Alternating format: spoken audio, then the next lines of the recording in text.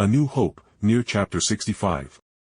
You can read all of Azazyel's fan-fiction stories by subscribing to patreon.com/Azazyel. Quick important author notes that you guys won't ignore with it being at the bottom. The overwhelming majority agree that both Robo Waifus and Fleshy Waifus, albeit unequal, but shouldn't be discriminated against for their misfortune at merely being born and should instead be still embraced by the MC. Thus, human waifus are a go. As I was taking a shower, I was in deep thought as I considered what in the world I should do about this situation with Weiss. But then I came to a realization. Although wasn't going to be some overlord king of this broken planet, I had plans for this world, and I had every intention to clear out a part of the unclaimed lands overran by the Grimm and create my own kingdom that Yorha will use its resources to recreate their grand armies, and then we will get rid of Salem, the queen of the Grimm, and then this world will practically be safe so long as some asshole doesn't decide to bring back the brother gods for whatever reason. So, at some point I will tell her about the androids, or more likely I will just bring them here and our relationship will likely be strained, but I believe as a person of remnant and a high-class woman she would put aside her issues with me having several women in the form of androids, as I was going to be a king of sorts. Not to mention, unless she was actually a lesbian, which I knew she wasn't, she was likely going to have to share a man with how the male population of remnant was still devastated from the previous Great World War and the Faunus Freedom Civil War that saw the men of both races devastated. It turns out that when you get pissed off at your slaves for revolting and killing the male slaves for example, and then promptly going back to fucking your female slaves, that said female may slit your throat as you sleep. Good ruling advice to keep in mind. Don't sleep with the daughter of the father you just killed by having him whipping him to death as an example. I shut off my shower, leaned my head against the lukewarm tiles and took a deep breath. Time to face the music. I groaned before I stretched and got dressed. I walked outside and couldn't help but deadpan at the sight before me. Oh, woe is me. The woman I was going to ask out is sitting astride another woman and has abandoned me, haha. I said dryly before laughing as Weiss jumped off Blake's lap where she looked to be shaking the cat Faunus by her shoulder for some reason. Jake. I wasn't cheating on you. I was, Blake was being a perverted reprobate and kept mentioning us having children. Humph, she snorted, throwing Weiss a dirty look, and I couldn't help but chuckle seeing the prim Weiss-schnee pushing down her skirt and trying to subtly fix herself up after roughhousing with what looked to be both Blake and Ruby, as the little Reaper was looking at us both with a mischievous expression. Just ask her out, Jake. No need to make a big deal out of this unless you want to bring in some drama for me to enjoy watching. I want to head off to bed anyway. Young groaned, slapping her thighs to grab our attention. I looked over to Weiss and noticed that she looked, although nervous, she didn't seem to be about to flip out and have Sundra attack and begin stabbing us with her rapier to cover up her embarrassment. Weiss, will you go out on a date with me? I said confidently, and it wasn't a question, nor was I demanding her to go with me. It was more of a foregone conclusion, as supposedly she had already set up the so-called date right after I asked her to simply hang out. Weiss nodded quickly, and the girls occupying the room cried out in excitement, with Ruby dashing towards Weiss with her semblance sending rose petals flying everywhere, with her using her super speed to hug and spin around the heiress.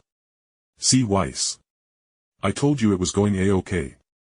Ruby yelled as she finally put down the now struggling Weiss, who had lost her prior pink blush and now was looking a bit pale from the abrupt spinning. Congratulations, Jake, Weiss, Pyrrha said, clapping from her chair, and then she looked at her scroll to apparently check the time. Alright, it is getting late, and we need to get ready for the quick field training with Professor Goodwitch in the Everfall Forest to apparently collect some special sap. Pyrrha finished, obviously somewhat kind of confused. Nora jumped up in excitement and cried out. Oh! We are going to harvest Everfall sap. I love that stuff. After Ruby asked what was so special about the sap, it was revealed it was basically a miracle product in that it was both actually extremely healthy, as it could feed our very souls to enhance our aura ever so slightly, and was used in the medical field as it almost conceptually denied the existence of bacterial, so no one had ever died of infection should they have a wound coated in it and some of it being swallowed.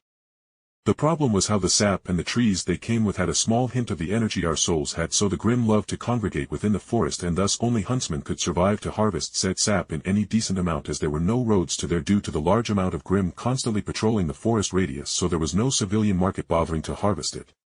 So, in the end, we needed to fly a bullhead into the forest to get it. As Nora went on saying how it was undeniably the greatest topping of the divine dish known as pancakes, I realized that the sap could be Yora's ticket to success, as they could build a powerful fortification with energy-powered lasers that wouldn't need to worry about running out of, and could be my future kingdom's inroad into settling into the 4 main kingdoms of Remnant. Jake, when we get back from the trip, I will share the details of the date I have planned for us. I nodded smiling to Weiss and she turned away from me with her long white ponytail swaying as she pulled Ruby aside to talk girl stuff. I then turned to Blake and Young who were talking with Ren about something with Nora was mumbling about trying to drink a whole bucket of the sap. Ha! Can I just say I am so happy it's Weiss and not Ruby that jumped into a relationship? Young said, wiping off some invisible sweat at the thought. I rolled my eyes at the overprotective methods of Ruby's older sister, but I looked over to Blake and waved to get her attention. Hey Blake, I had a question, how is controlling the party girl that is Young, and the walking troublemaker that is Nora? Blake looked at me with her soft amber eyes which were lightly dilated, and she put her hands together in prayer. I will gladly trade them for Pyrrha and Ruby. Please take them from me. I couldn't help but snicker as Young prodded her teammate with a mock look of outrage, and I was glad to see they had already formed a strong friendship. Nothing needed to be said about Ren and Nora's closeness, but either way my team was also rather tight-knit with the only outlier being Weiss being a bit uptight and not understanding the life of commoners at times.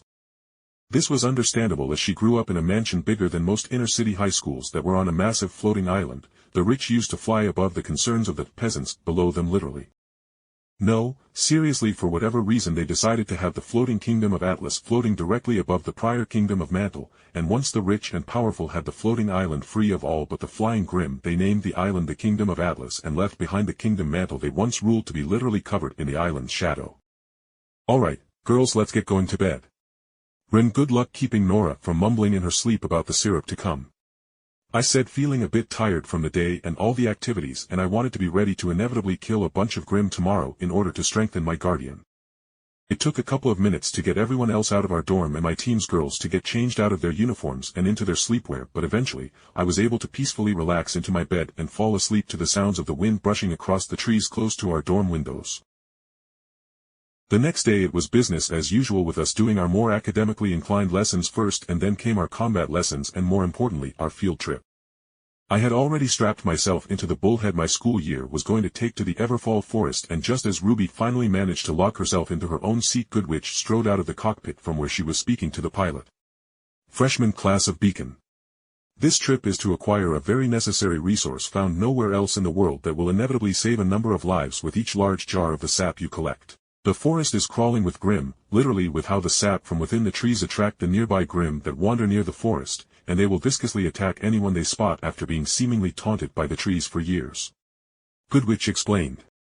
Now Team Blaine and Juniper, you two will stick together. Goodwitch then went to assign sibling teams basically to the dozen-odd teams here on the bullhead. Typically, as you would know, having a large number of huntsmen with active auras congregating in a small area will only attract more Grim, and that's why we typically do a 14-member limit, as that is the perfect ratio for power to Grim attraction. But here in the Everfall Forest, the Grim's soul and negative emotion sensing is rendered all but nil, being drowned out by the forest's trees.